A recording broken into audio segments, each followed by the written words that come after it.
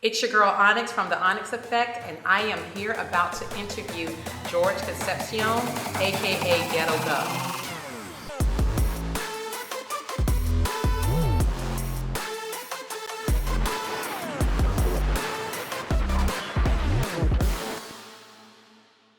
What up? I'm the originator, none greater, off an imitator, can't get no better. The original, world famous Ghetto Gov. Yes, and thank you so much for sitting down with this interview today. No, thank you. How's it going? I'm blessed by the blessed. How you doing? I'm great. Thank you for asking. So we're not going to belabor the hour or anything. We're going to get right into it. The first question I want to ask you is, what's a common misconception or myth about you? I'm a nice guy, but everybody think I'm very arrogant or cocky. So if you had to debunk that or prove them wrong, how would you be able to do that? Do you even want to do that? It don't bother me none. But all they can do is look at my track record with the kids from the Tidewater area that we sent to Bluefield College, me and my son, Jorge L. Concepcion III. We sent the last 2.5 years, 250 kids up to Bluefield College. You said that you sent 250 kids over how many years? 2.5 years. 2.5 years to Bluefield College. Mm-hmm. How were you able to do that? My son went up there. He was at another school in Ohio.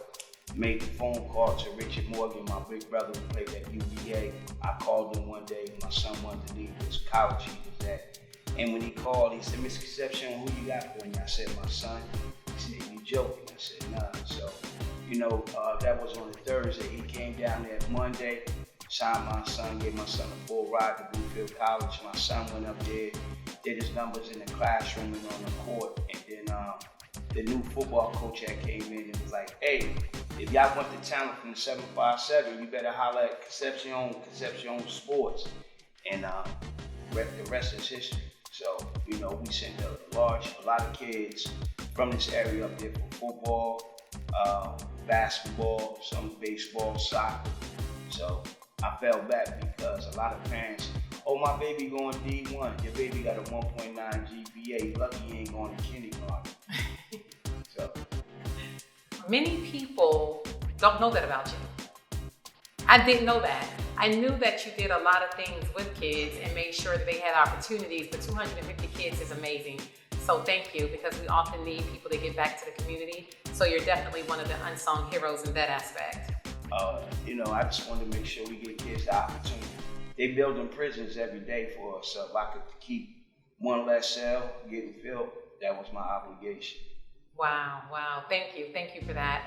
You are also doing other things in the community. I believe you have the 100 Men movement. Yes. Tell us a little more about that. What happened with that, I was at work one day and I just got a vision. Well, I ain't gonna say I got a vision. God gave me a vision of putting a rally together of men in suits. And I called my brother Larry Jones up.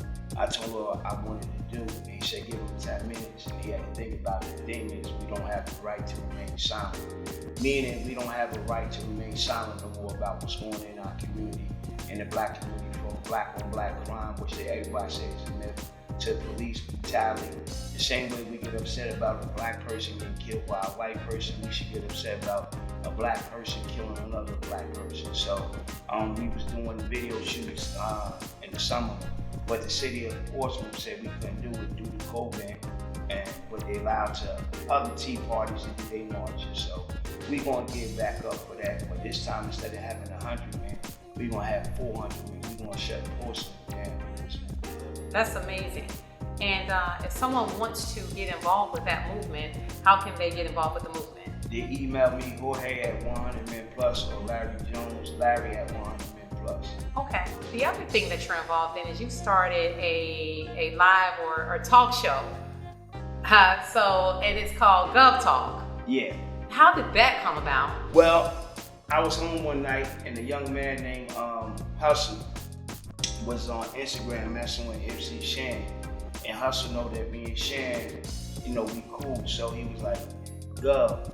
I'm like, "Yo," I thought, we rolled down the side of the road. I'm like, "What's up?" I'm like, "Yo, what do MC Shan know you as on Instagram?" I'm like, "Ghetto Gov or Jorge Concepcion." I'm like, "Why?" He said, "I'm on here on Instagram messaging." I'm like, "Yo, you want to talk to me?" Like, "Yo, Shan ain't gonna answer your phone call, 2 o'clock in the morning, go and go, ooh, Shan. Like I said, I had to tell him, Shan got Shan on speed dial. MC Shan, like, Mr. Concepcion, what's good, little bro? I'm like, we just chopping it up. So Hustle was like, wow. So I like, yo, Shan, I'm going live tomorrow at 8 o'clock. He was like, yo, just text me and I'm gonna jump on there with you.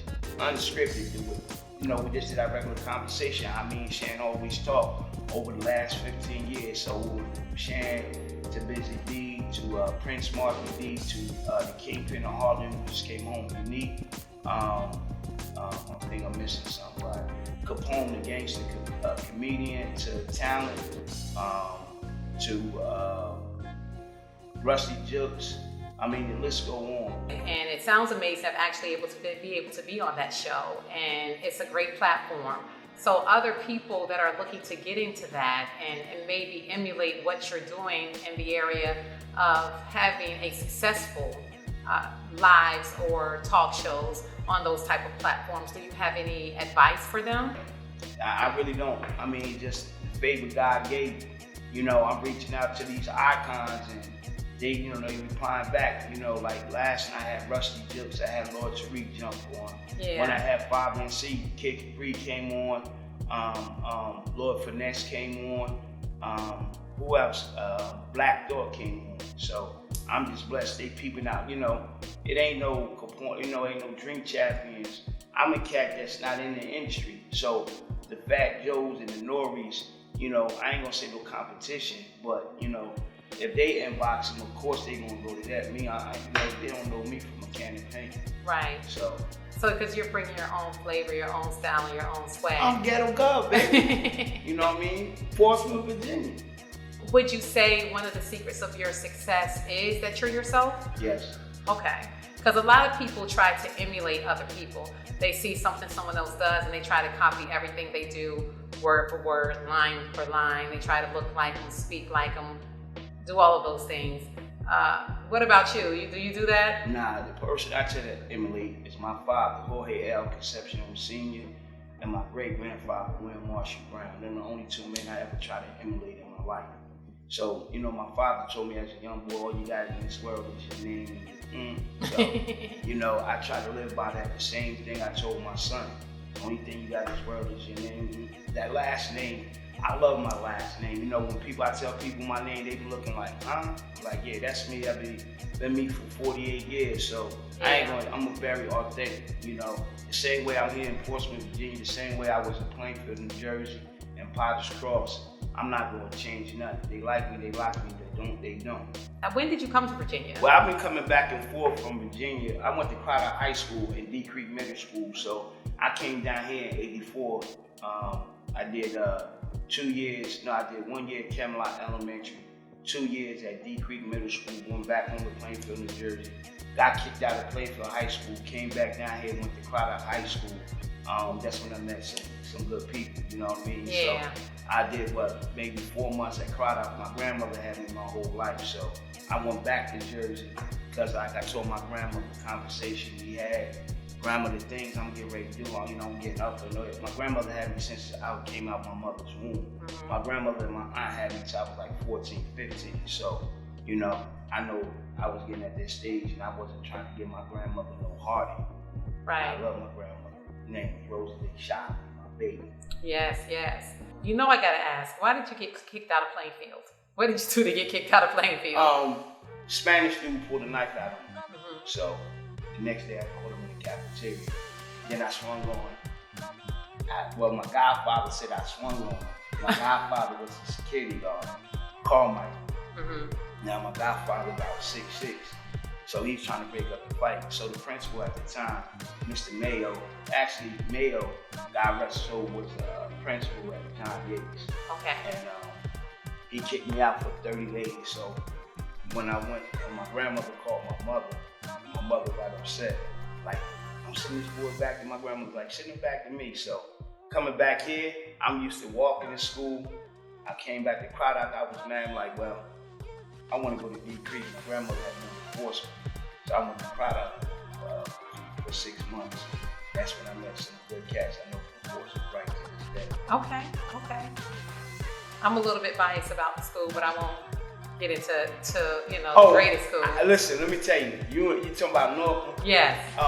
At the time, at the time I'm back down here in Norfolk. I think you had to have at least a B average. Yeah. I had like a CD average. Yeah. Yeah. We're a little bit proud about our school because we did have to do a lot to get in there and remain in there. So, but I'm glad that you were able to make it down and we were able to make the connections that we made. Oh yeah. You've done a lot of amazing things. Like you put on concerts, you promoted concerts, you did marketing firms, you sent kids and get them to college. You've done all of these amazing things. When you look back over your life, you can pick one thing. What is your biggest accomplishment? My kids and grandkids. That's the biggest accomplishment. I mean, I started the concert because of my father. I watched my father used to bring the Puerto Rican. My father's Puerto Rican, bring his friends from Puerto Rico to Plainfield, New Jersey. So my first party I ever did was with DJ Crew at the same spot my father did his events at, which was Grand Ass Community Center. So, I watched my father bring home big bags of money from him, and I didn't know, I was on father's suit. So, That's dope. What was the favorite concert that you ever put on? Nephew Time. Okay. At Willow Hall in Greenfield. I had a green team back then. My brother Jay Allen, Ray Savage, Clarence Neal. So, at one time we was the first people who brought Chris Brown and Willow Hall, so got 4 concerts for him. Then we did Soulja Boy, did Juanita Banner, Marvin Sapp.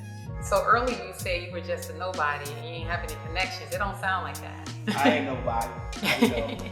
Everybody, I didn't know people respected me the way they do. I be getting text messages and inboxes, from people I haven't talked to in years, I haven't seen in years, and I didn't know they was actually seeing what I was doing. So you had a few different career changes. You continue to keep going no matter what the obstacles are. What inspires you to keep going? My kids. So my son, I give my son, I tell him, always stand 10 toes down. So if I tell my son to do something, I'll be less of a father if I don't do it myself. So, I've been in the car business for 16 years, dealing with that. I worked at 103 in sales and marketing. Sales always been my thing. I thought 103 was my dream job, and the crazy thing about it, when I was doing the parties at Roger Brown's, when I did the D'Angelo Hall, Michael Vick party, when both of them played for Atlanta Falcons, I know I was doing something because R. Kelly was at the Ted concert that night, and then I had Timberland and Ludacris pull up in the Porsche. Yeah. I had the line wrapped around the corner. Here come Mike Vick pulling up in the big bodies, the Bentleys, you know what I mean? So he had the Booyah Tribe, his security team with him. And everybody's like, the price is going up. Gov gonna start charging $100. Now I'm only gonna charge you $40. Right. But I actually threw Ludacris out because he wanted me to block where he was sitting at. You know how you come in Roger Brown's, that little section right there? Right. When all is black. I said, I tell you what, the same way you came in, you can leave out. So I had security escort money. These these my homies. You know what I mean? So these my peoples. So what I'm like trying to, treat you better than my people. How did he react? I don't know too many people that have thrown celebrities out of parties. Well, my whole thing is, he was looking at me like I was crazy. You know what I mean? I'm like, dog, this is my joint. I'm Ghetto Gov. So I got a reputation up over. They know people know when I give events, it's going to be good quality. So when he told me to block this thing off and trying to be adamant about it, I just looked at my security, Big June, like, yo, get him out. So we're going to take a pause right there. Take a look at our next sponsor.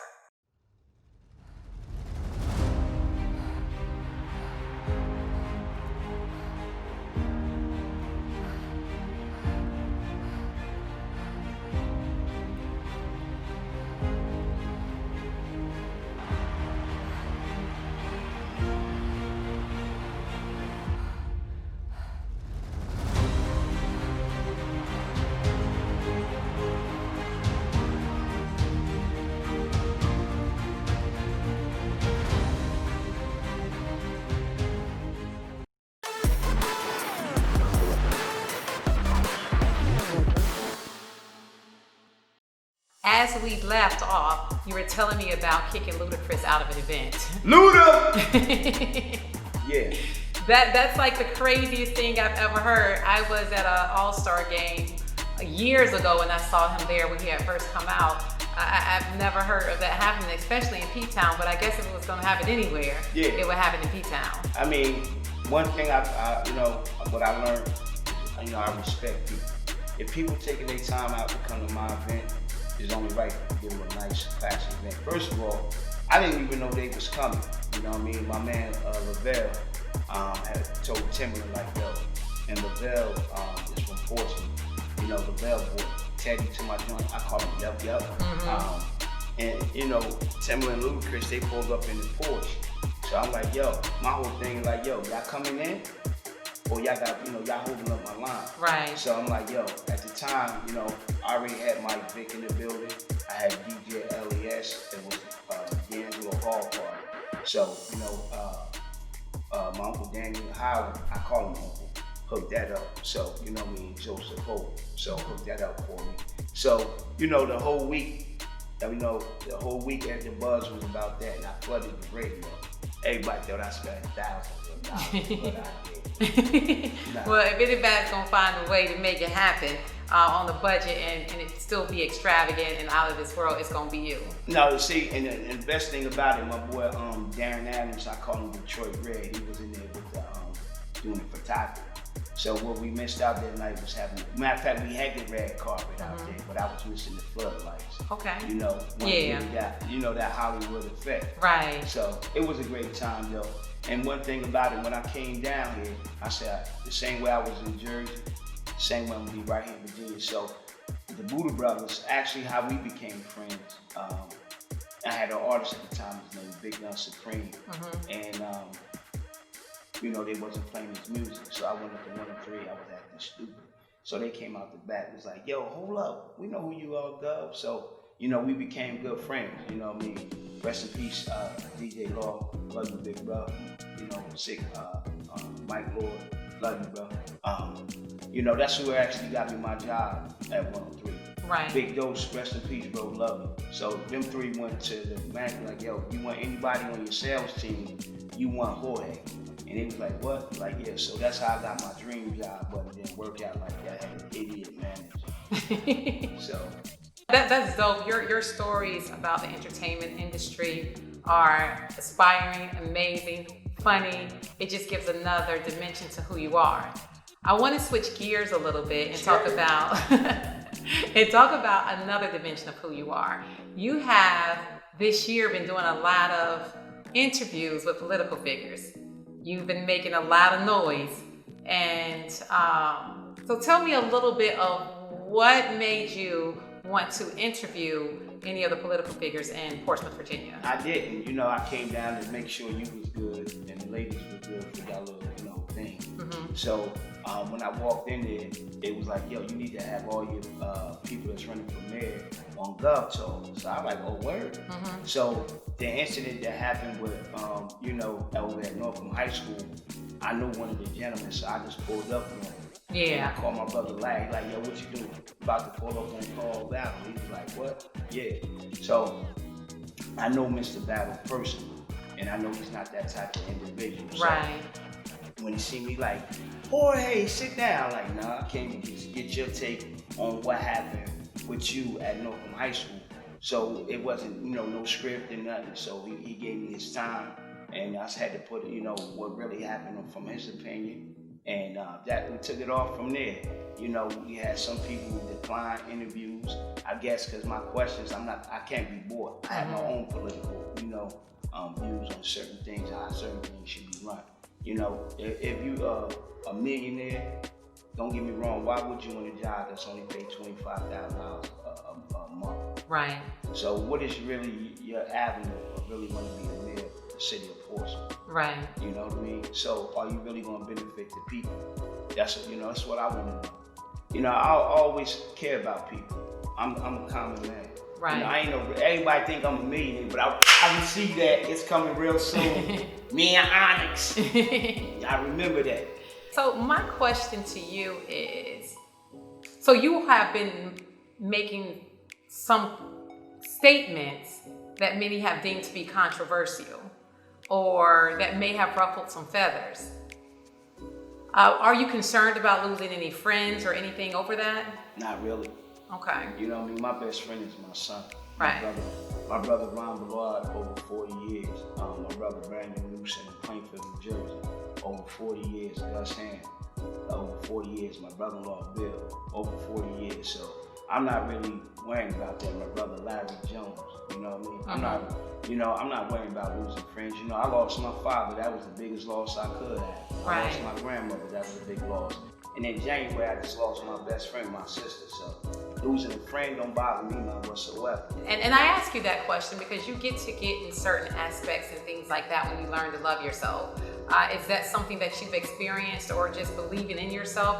How did you get being okay with losing friends over your stances? Because some people acquiesce because they're afraid of losing friends. But I know with my own journey of self-love, I found out that the people that I lose were never my friends in the first place. See, when I lost my baby brother, 4th of July weekend, 2015, I never forget that phone call. My mother called me first. You know, my brothers and my sisters live in my heart. So my baby brother, to hear my mother tell me I lost my baby brother, that took a big part of me. Kelly Tyson. He went to school down here. They know him as Kels. So when I lost him, you know, a big part of me went. So, and then when I lost my mother-in-law, Joyce Kearney, that's a big part. So losing friends don't bother me. I always been alone. So losing a friend, evidently you wasn't in the ride with me anyway, especially on this new ride. Yeah. On this new wave, You continue to transition through things, continue to transition through life. What is it that keeps you from falling and giving up? Because a lot of people give up. You've had all of these different aspects and things about you, and you continue to reinvent yourself, which is something that most people strive to do. What is it that keeps you from giving up, from falling behind, or getting too down on yourself? Well, I'm my worst critic. I was born and raised in projects in the Edison, New Jersey called Potter's Cross. So, you know, them OGs out there, they were certified. You know, I watched my uncles, you know, my grandmother had 4 boys and 2 girls. So I watched my uncles, you know, my uncles, they was like my biggest role models, you know, besides my father. So, you know, I watched how my father moved in Plainfield. They called him Puerto Rican George. The Puerto Rican cat hanging out with black people. Yeah. You know what I mean? So that's very unheard of. So, right. You know, I just watch how my father moved and I just try to emulate what he did. That's dope. That's dope. You have a lot of things that you're good at, right? Name one thing that you're great at. One thing that you're great at. A 5. Okay. You know what I mean? Yeah. A 5. So I take that 5 and real serious. So I want people to think about the fun side of Ghetto Gov a little bit, you know, kind of just step out of the box. And I'm a big superhero fan. So if you could have one superpower, what would it be? Bringing the world together. Laughing at everybody. Okay. Bringing all races together. That's a pretty dope superpower. So basically to create peace and unity. Yeah. Okay. Especially in our own community. Right. You know what I mean? Where does that desire come from? Just watching a couple of my homeboys keep on going in and out of jail. I had a cousin that killed out in London Oaks. I had, matter of fact, another one who I consider my brother, Travis Flowers, who was murdered out in London Oaks. Wow. And then I had my cousin, Kid Kearney, be killed in Plainfield, New Jersey. So, you know, I just get tired of it. Yeah, Travis was a very hard loss for a lot of us. Me and his brother, D. Yeah. Flowers, we grew up together. I actually lived next door to them growing up in London Oaks, so we were very tight. Yeah, so the crazy thing how I met Travis, we was living out Yorkshire. And I just happened to look out my door and I seen the police hat. And he had a 40, old English. So I was like, to the cop, I'm like, yo, why you got it? He's like, cause he got he got a beard in his hand. I was like, you ever probable cause and stop? And so the cop told me that the beard said, hold up, before I pick up this beard, don't say I gave alcohol to a minor. So ever since then, you know, Travis like, wow, you shut him down. You know? Yeah. And the cops still see me to this day. Right. So, and ever since then, you know, Travis, we did some things together. good things. You know, Yeah. Travis used to stay at my house a lot of times. Right. And when my brothers became, you know, real close, so Travis became like a little brother to me. So that took me for a good. Wow, yeah, it took a lot of us for a Big Lou. I just remember watching him grow up because he was the same age as my little sister, maybe a year younger than her.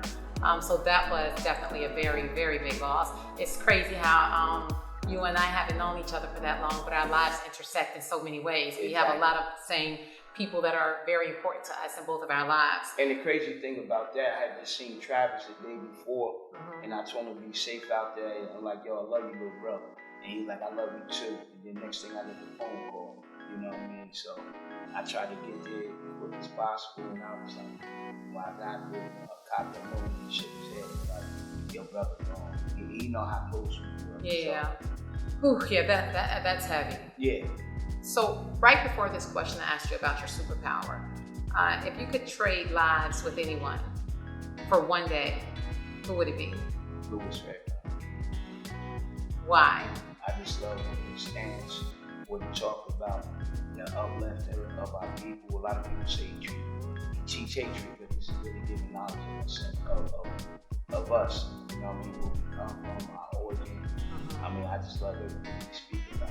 Yeah, he's definitely an amazing leader. He's an amazing man. He is one of the great voices of our community, our time, and the time before us. So he's definitely very, very powerful. The last thing I want to ask you, what's next for Gov? What's next on the horizon for you? Man. Tell us what you can. You already know we're working on TV. Yeah. We're also working on being in 36 countries streaming. We got a YouTube channel coming up, coming out with the clothing line. Really getting ready to crack the market with the Love Talk mixtape. Yeah, okay, you know I got to get up there and spit a hot 16. Oh yeah. So you know what we're trying to do. I know what we're trying to do. Get some of these kids from the street who really want to get in the music industry. We want to do producing or engineering, video. We going to take them with us step by step. Okay. You know what I mean? So we actually going to take 10 young men or women, whoever, and they rap, and if they can't write bars, I got the cats that got to show them how to write bars. If they want to learn how to do tracks, I got guys that can show them how to do that. So it's definitely going to put it on for the city. Yeah, I love that you always get back to the community and find a way to incorporate the community in everything that you do. Without them, it's not us. Yeah. You know what I mean? We don't have the community behind us. I also want to show everybody that nothing good can come out of force. And I had an opportunity to move to Atlanta.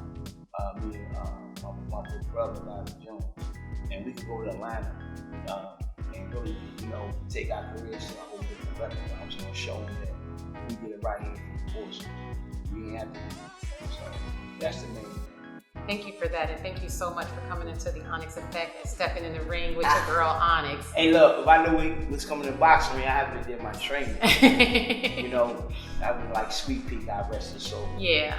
Thank you so much for coming through, and thank you so much for tuning into the Onyx Effect. Step in the ring with Onyx, and we'll leave you with the final word from our sponsors.